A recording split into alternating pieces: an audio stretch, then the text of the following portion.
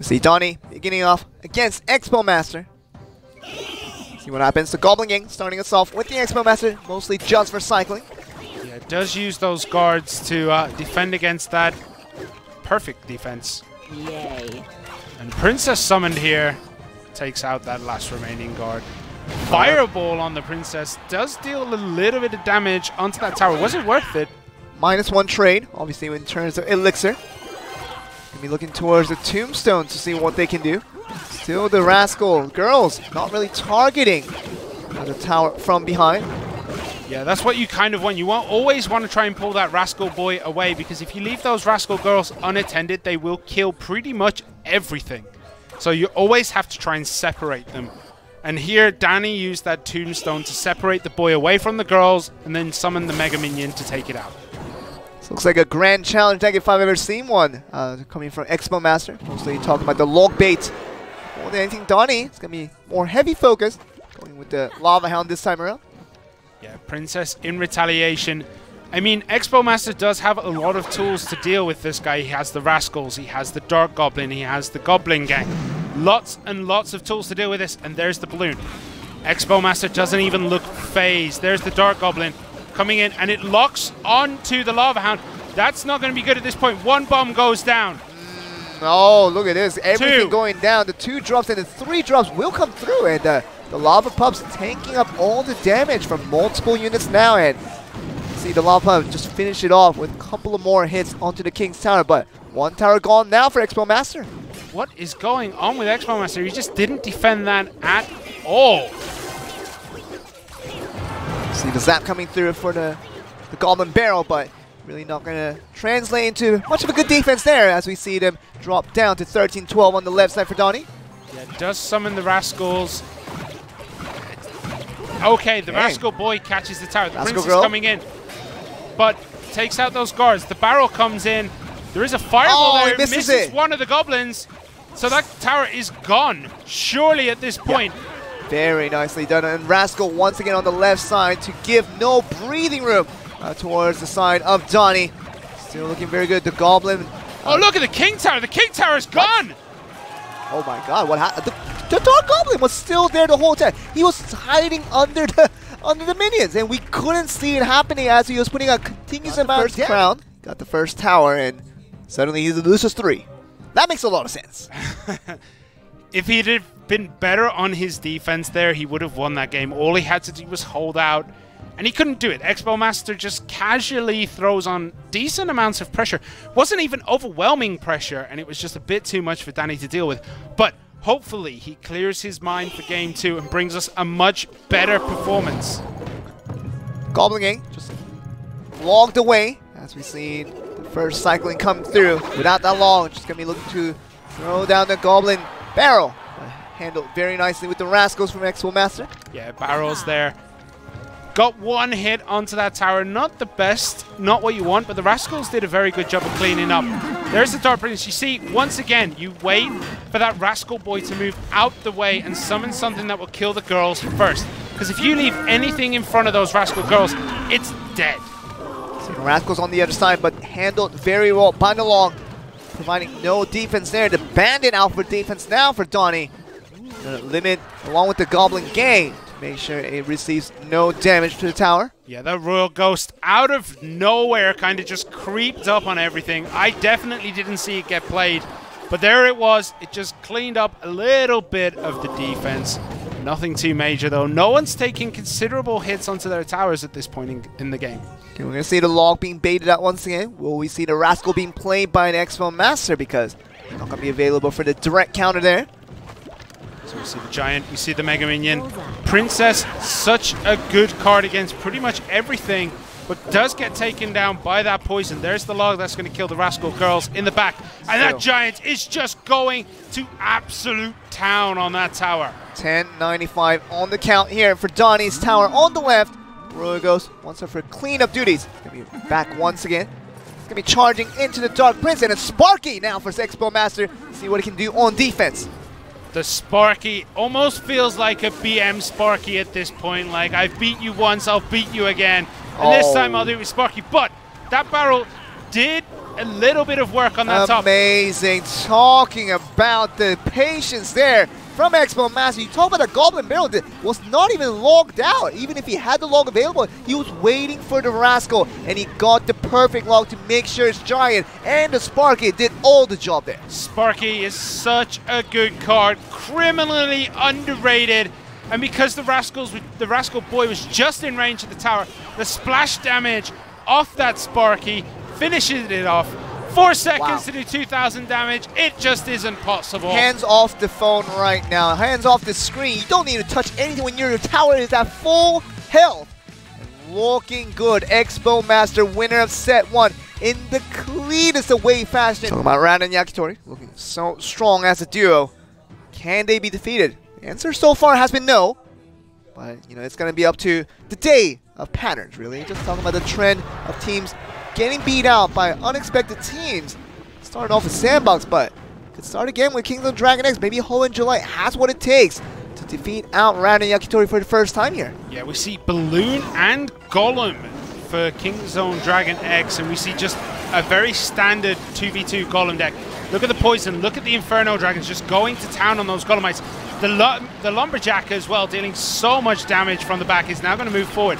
Does take on the Prince, kills the Prince, takes on the Skeleton, takes that. Now he's up to the guards, but suddenly everything is raged up. Look how much damage everything is doing here. Okay, the Rage is up here, just trying to do all the damage towards the tower, but the Bats are here to wipe away all the Infernal Dragons out there. Yeah, both KING-ZONEDragonX members actually had a zap, so they could have saved that if they felt necessary, and they just didn't. So now we see another Golem push, this time with a Prince for both sides instead of that Lumberjack. What else are we going to see? There's another Prince and an Inferno Dragon for FAV Gaming, and they drop a Rage on their own units this time. It's going to be going against a double Prince, which is going to have a good time to work against this Golem and the Golemites, but Inferno Dragon still very, very low as it just melts away the Prince, but only a few tower hits from the way will just make it go down. Still nothing significant coming from either side. Their respective Golem pushes, mostly relying on the normal Prince rather than the Dark Prince. Yeah, it's very rare that we see Golem pushes get nullified this easily.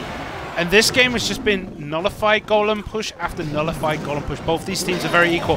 There is the Balloon. Comes in.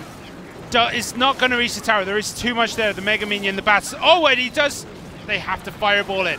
Okay, but the Golemites are there. Yeah, Golem explodes and gives the Golemites a free hitting opportunity and gets it down to 1575. So good trade-off there. And Lumberjack, he just rescued there by the guards coming in, and still the melting away of the guards. It's very, very efficient there. And kind of switching it to the left side here with RAD and Yakitori trying to change up the game here. Yeah, I think at this point KING-ZONEDragonX are using that Golem as kind of a defensive shield to help them defend this push. And they're doing a very good job of it, only taking probably 700, 600 damage there. And they push forward, and they still have a lot left. There's the Prince. Is it going to charge into the tower? Just in time. Tombstone. That Tombstone was so quick, I thought they dropped a Balloon out of nowhere. So KING-ZONEDragonX this time are going to take their push from the back, unlike FAV Gaming, who decided to go from the front this time. This will be about the extra time that will allow the first tower to go down to decide the winner.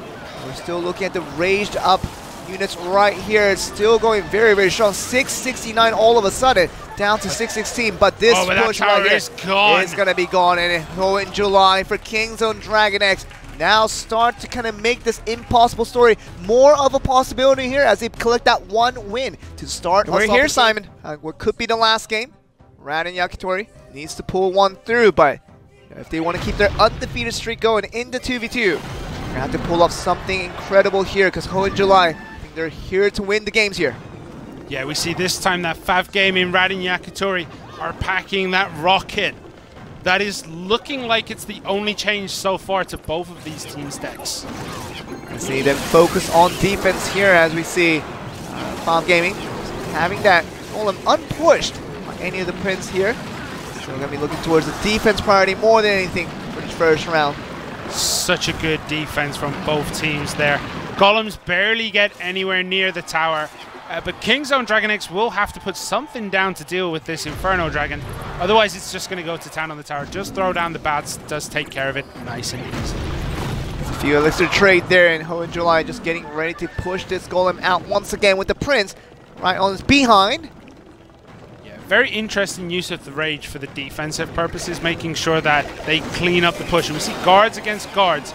There's the poison that's going to kill pretty much all the low-end units. There's a rage from FAV Gaming. They need to push through as quickly as possible. But the Golemites do get split up by that tombstone. That does give a little bit of a defensive advantage for KING-ZONEDragonX here. And there is still so much pushing through. The Prince will get through. Oh, one hit. And that's the charge damage that can be very, very crucial now. So you see the moving through here. See the Inferno Dragon being nullified by the Electro Wizard. Even the Mega Minion can't get even a single hit towards that shocking wizard right there. I like that joke. Shocking wizard. I like it. But again, that Electro Wizard gets 3 hits onto that tower, taking it down to 1,095. Now desperation effort for RAD+Yakitori. Now double Golem is going to be their last series of choice. They do have double Prince if they choose to use it, but they're still on the defensive efforts here. I wonder what they're thinking now. You're going to see them just push through here, just rage to make sure this defense works out effectively. So many bodies, so much like units going down, so many things dying at one point. It's hard to see what is going on. 2 Golemites do get onto the tower for KING-ZONEDragonX, but they are dealt with by those 2 Inferno Dragons at the back. Okay. The big Golem for FAV Gaming does get to the tower. Does die though. Poisons are coming down, trying to clean up everything in this middle part, and everything is cleaned up nicely. And the Prince is even taking care of 720 on the clock there. I think the bats are going to be able to take care of that one, but what are we going to see from the rest of RAD+Yakitori for FAV Gaming? How are they going to find the winning conditions of this game? We're going to see a lane summon of double Golem. This is literally all or nothing. If this one fails, I believe that Ho+July will have what it takes to finish out this game too. Yeah, but do they have what it takes to defend? The rocket comes in.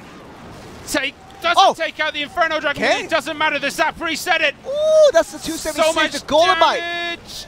89 up to 36, and wow, RAD+Yakitori, they weren't even focused on the Inferno Dragon. They were just trying to get the tower down to unexpected levels with that rocket, and they had one. Here we go. RAD+Yakitori wants to bring this to an ace match to have another shot at beating out KING-ZONEDragonX, but KING-ZONEDragonX on the other side, they're not going to wait for an ace match. They're going to try to finish it off strong right here. Yeah, I'm pretty sure KING-ZONEDragonX do not want it to get to that point. They want to close it off here and head back home. But are they going to be able to? We see, once again, Golem pushes here for both teams. See this push right here. There's the Golem, once again, not really fastened by the Prince in the back. RAD+Yakitori taking it much slower on this aggression. Yeah. Golems are very, very, very heavy, so it does take a long time for them to move anywhere. But there's the balloon. Will it get there? The Electro Wizard is there to try and clean it up. Takes it out nice and easy with the Mega Minion too. I see the Prince trying to rush in here. The guards are ready to take out all the threats coming from here, but this Prince over the other side for KING-ZONEDragonX. Seems like they want to take a shot at it as well. But those bats are on the tower. They had to be zapped. 3 more bats there. Bats do so much damage so quickly. And from basically no advantage to an 800 advantage, that is incredible push. Like, those bats connecting, that never happens. Really just saying, 1648 on the count for FAV Gaming's right side tower. And you see this being pushed in here once again. Golem now being looked upon by the side of KING-ZONEDragonX initially. RAD+Yakitori's Golem is still well on its way. Poison very nicely done there.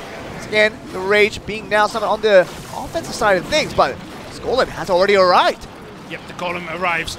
Deals a lot of damage here. Even the death damage coming in 646. But KING-ZONEDragonX cleaned up inch perfectly. Nothing got through, but that Prince, so close. The guards summoned just in time there. Put at the last minute possible. Make sure it's ready to go. Now it's going to be giving up the right tower altogether. As you see, RAD+Yakitori just now going for the left tower instead. And have to be really accounted for in the way that KING-ZONEDragonX have to fight back for this one, because once again the balloon comes through, but we're going to see it just rush in here. Can they get the drops on? It's going to be the important sign for FAV Gaming. The balloon does not connect here. Yeah, this is almost identical to game number 1 that we saw, where RAD+Yakitori kind of had to go down that other side to try and pull everything away. But those Golemites are and the bats! and the bats too. Perfect zap there. Kind of nullifying that, then Golem pushing down this right-hand side. The poison taking it down, and it does reach. That's going to be it. The death damage will be enough. 1 second. 11-18 will not be counted away as we see Ho+July pull off the impossible once again. This last day of Conference Division for Korea and Japan ends in a very much a series of surprises.